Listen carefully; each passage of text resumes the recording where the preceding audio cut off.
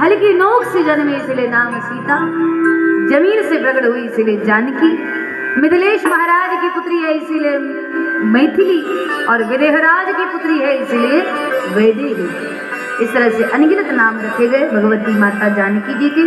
तो कितना अद्भुत सहयोग है। अभी 2 दिन के बाद सीता नवमी आने वाली है। इस प्रसंग को हम सुन रहे ना, अब वही घटना अभी 2 दिन के बाद, और शायद उसी दिन यहाँ जगदम्बा की प्राण प्रतिष्ठा हुई थी।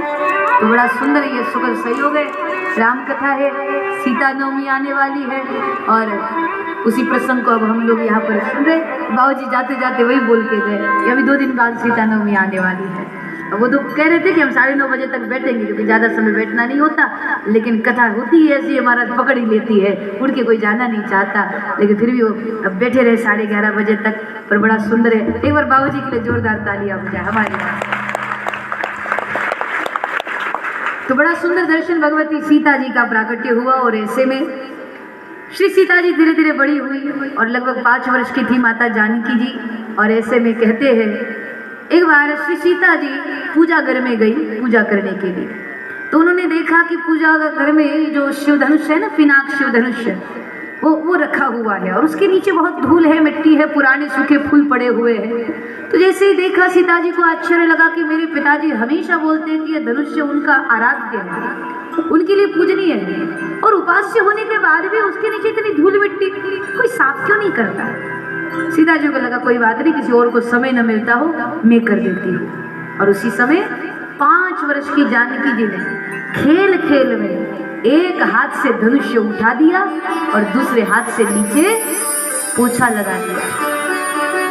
जिस धनुष्य को 10,000 हाथियों का बल रखने वाले राजा नहीं उठा सकते थे, उसी धनुष्य को 5 वर्ष की सीता जी ने खेल खेल में एक हाथ से उठा दिया। माना कहते हैं जब सफाई करके सीता जी चली गई, तो बाद में श्री जनक जी महाराज पूजा घर में पहुंचे और उन्होंने देखा, तो उनको आश्चर्य लगा कि आज धनुष्य के नीचे पोछा लगा हुआ है। उन्होंने आश्चर्य से दासियों को बुलाया, कहा कि यहाँ आज धनुष्य के नीचे पोछा किसने लगाया, मंदिर में कौन आया था आज। तो दासियों ने बताया सुबह सुबह बेटी सीता आई थी, शायद उन्होंने पोछा लगाया हुआ। तो बोले कैसे हो सकता है, सीता को बुलाओ। तो सीता जी को बुलाया गया। 5 वर्ष की नन्ही सी सीता जी दौड़ी दौड़ी आ गई। हाँ पिताजी आपने बुलाया।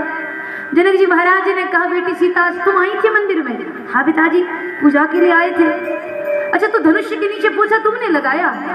सीता जी ने कहा हाँ पिताजी मैंने पोछा लगा दिया। जनक जी बोले सीता क्या तुम नहीं जानती, इस धनुष्य को 10,000 हाथियों का बल रखने वाले राजा नहीं उठा सकते, तो तुमने पोछा कैसे लगा दिया। सीता जी बोले पिताजी धनुष्य उठा के पोछा लगा दिया। तो मैं वही तो कह रहा हूँ, इसको उठाना आसान नहीं है, तुमने कैसे उठा लिया। तो जैसे जनक जी ने पूछा कि सीते इसको 10,000 हाथियों का बल रखने वाले राजा नहीं उठा सकते, तुमने कैसे उठा लिया। तो जैसे पूछा तुमने कैसे उठा लिया, सोई खेल खेल में सीता जी ने फिर उठा करके दिखा दिया कि पिताजी ऐसे उठाया और ऐसे पोछा लगा दिया।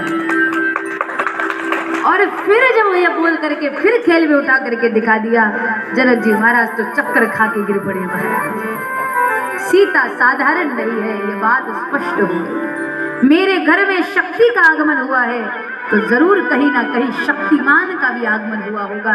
अगर भगवती मेरे घर में आई है तो भगवान भी कहीं ना कहीं आए होंगे, लेकिन कहाँ है, मैं कहाँ खोजूंगा इस दुनिया में। तो यही उपाय है, जितनी सहजता से सीता ने धनुष्य उठाया उतनी ही सहजता के साथ अगर कोई पुरुष इस धनुष्य पर प्रत्यंचा चढ़ाता है तो मान लेना चाहिए कि वही परमात्मा है और वही सीता को वरण करने के योग्य है। इसलिए श्री जनक जी महाराज जी ने ऐसा प्रण किया कि जो शिव धनुष्य पर प्रत्यंचा चढ़ाएगा उसी के गले में हमारी बेटी वैदेही माला पहनाएगी। तो श्री जनक जी महाराज जी की उसी प्रतिज्ञा को सुन करके अपूर्वतम भाव के साथ श्री विश्वामित्र जी के साथ रघुनंदन राम और श्री लक्ष्मण जी वहां पर पहुंचे।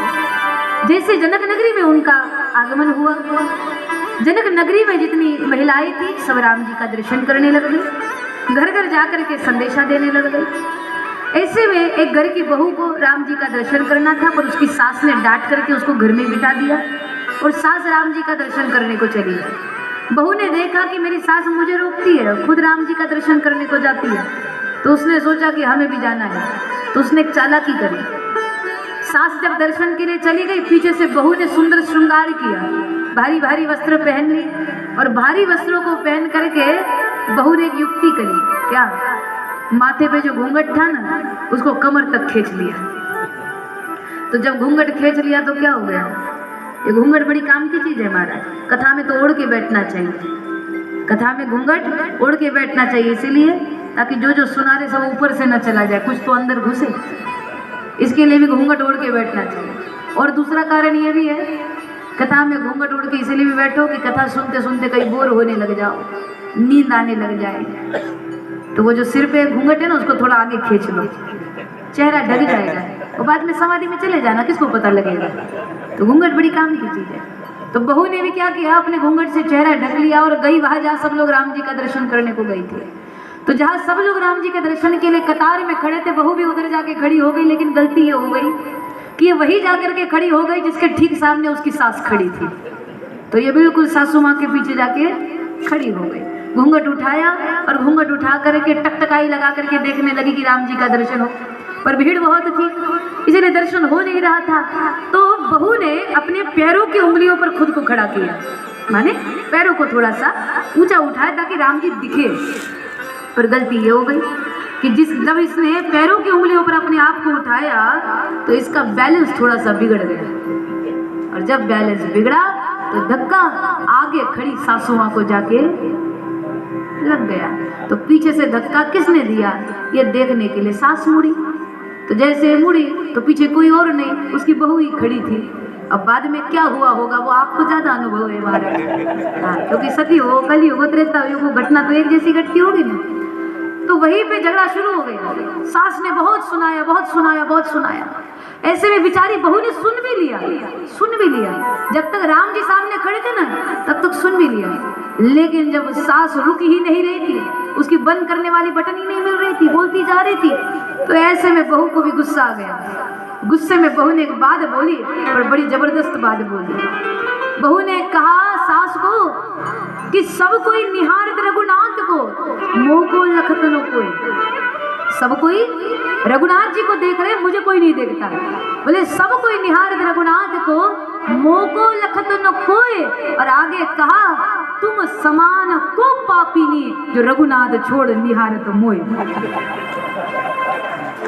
बोले सब कोई राम जी को देख रहा है, मुझे कोई नहीं देखता, लेकिन कौन तुम्हारी जैसी पापिनी है जो राम जी को छोड़ के मुझे देख रही है। तो बाद में तो बहुत हुआ महाराज। तो बड़ी विचित्र बात है।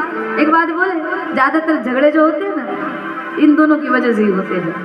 लोग क्या करते हैं, जब शादी तय होती है ना, तो लड़का और लड़की की कुंडली मिलाते हैं। मिलाते कि नहीं मिलाते, ताकि शादी के बाद ज्यादा अनबन ना हो, झगड़ा ना हो। तो शादी के पहले लोग लड़का और लड़की की कुंडली मिलाते हैं। पर मेरा हाथ जोड़ के निवेदन है, घरों में शांति चाहते हो तो शादी के पहले लड़का और लड़की की कुंडली मिलाने से अच्छा है जरा सास और बहू की मिला लो महाराज। हाँ, इनकी मिला लो पहले, क्योंकि ज्यादातर झगड़े इनकी वजह से ही होते हैं। मेरा निवेदन है, जितनी भी सासू माएं मुझे सुन रही, बड़ा संक्षिप्त में निवेदन करूँ आपसे, जितनी भी सासू माएं मुझे सुन रही है, उन सबसे मेरा निवेदन है, आपकी बहू कैसी भी क्यों ना हो, कैसे भी स्वभाव वाली क्यों ना हो, कितनी भी तेज क्यों ना हो, पर कभी उससे गलती से भी ये मत कहना कि तुम्हारी माँ ऐसी है, तुम्हारा भाई ऐसा है, तुम्हारा खानदान ऐसा है, तुम्हें तो संस्कार ही नहीं दिया। गलती से भी मत बोलना, क्योंकि ये शब्द हमारे भारतीय संस्कृति में नहीं आते। जब सीता जी ब्याह करके आई ना, तब पता है दशरथ जी के क्या शब्द रहे कौशल्या जी को। उन्होंने कहा, कौशल्या ये जो घर में आई है ना, ये बहू ये नहीं, हमारी 4 बेटी आज घर में आई है। ये हमारी संस्कृति है, बहू को बेटा बेटी माना जाता है महाराज यहाँ पर।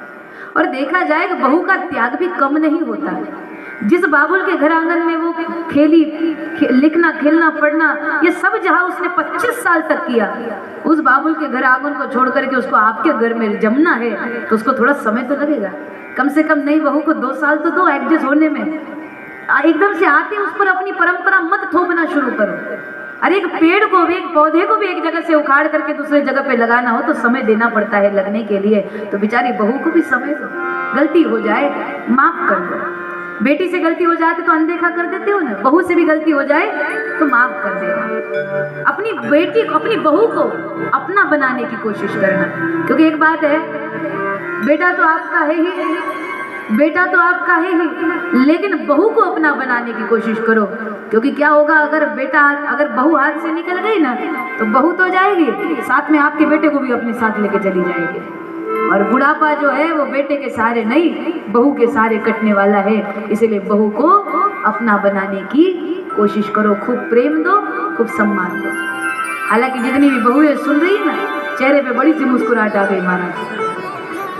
सोच रही है काश आज अपनी डोकरी को भी साथ में लाते तो बढ़िया हो जाता। डोकरी माने सास, हाँ, उनको भी लाते तो बढ़िया होता, तो ज्ञान की बात सुन लेते। लेकिन अब बारी है बहुओं की। अब जो बड़ी हंस रही थी ना वो ध्यान से सुने। हाँ, तो जितनी भी बहुएं हैं उनसे मेरा निवेदन है कि सास ससुर की सेवा करना ये बहू का धर्म नहीं, परम धर्म है। यही ते अधिक धर्म नहीं दूजा, सादर सास ससुर पद पूजा। कि सास ससुर की सेवा करना ये बहू का धर्म नहीं, परम धर्म है। लेकिन अक्सर गलती क्या हो जाती है, लड़कियां नई नई शादी करके आती है और आकर के पति के कान में कहती है, देखिए शादी के बाद हम अपने माँ बाप को छोड़ के आ गए, शादी के बाद पहला काम तुम भी वही करो, तुम भी माँ बाप को छोड़ दो। बाद में लड़ झगड़ करके अलग होने से अच्छा है अभी हो जाए। और कुछ लोग तो इतने खुश हो जाते हैं, अगर बेटी को ससुराल में सास ना मिले ना तो बेटी की माँ इतनी खुश हो जाती, बोले ऐसा स्वर्ग वाला घर कहाँ मिलेगा जहाँ सास ना हो। बोले कुछ पूछना मत, पक्का करके आना। पर अगर शादी के बाद आपकी बेटी को अगर सास ससुर की सेवा न मिले तो इस बात पे खुशी जाहिर मत करना, ये आपकी बेटी का दुर्भाग्य है कि उसको पुण्य बढ़ाने का मौका नहीं मिलेगा। सास ससुर की सेवा से पुण्य बढ़ता है। लेकिन अधिकतर लोगों की पता है क्या मानसिकता है, वो कहते हैं या तो सास चंगी होवे, पंजाबी में कहावत है, बोले या तो सास चंगी होवे या फिर उसकी तस्वीर दीवार पे टंगी होवे। और ऐसा नहीं होता। अपने घर परिवार में सम्मान रखे, सास बहू का आदर करे, बहू सास का। आपके परिवार में आनंद होगा तो घर में भी अयोध्या उत्पन्न हो जाएगी, आपका घर भी स्वर्ग बन जाएगा। तो ऐसे में वहां पर सब लोग राम जी का दर्शन कर रहे थे। राम जी ने जनकपुर का दर्शन किया, अशोक भगवान श्री राम जी ने पुष्प वाटिका का दर्शन किया। पुष्प वाटिका में भगवती जानकी जी के साथ उनकी मुलाकात हुई। और जब श्री सीता जी को राम जी ने और राम जी ने सीता जी को देखा तो किसी ने लिख दिया, ये लिखा लिखी की बात नहीं है, देखा देखी की बात, और दुल्हा दुल्हन मिल गए तो फीकी पड़ी बारात। तो यहाँ पर श्री सीताराम जी ने एक दूसरे का दर्शन किया। भगवान राम वापस लौट करके गुरुदेव के पास आए, उस रात्रि में विश्राम किया। वो रात्रि बीती, दूसरा दिन सुबह का सूरज उदित हुआ और आज सुबह से ही जनक नगरी में बड़े बाजे बज रहे थे महाराज, बड़े गीत गाए जा रहे थे, क्योंकि आज श्री सीता जी के स्वयंवर का दिन था। आ गए महाराज शादी तक, पहुंच गए शादी के प्रसंग तक। तो अब यहाँ पर भगवती सीता जी के स्वयंवर की तैयारियां बड़े धूमधाम से चल रही है। तो जगह जगह मंडप डाले गए। अब चलते हैं आप सबको लेकर के जनकपुर। तो जो झांकी है वो तैयार है कि बाराती आ रहे हैं। अगर जो झांकी है उसको लेकर के अब इसी भजन के बीच में पंडाल में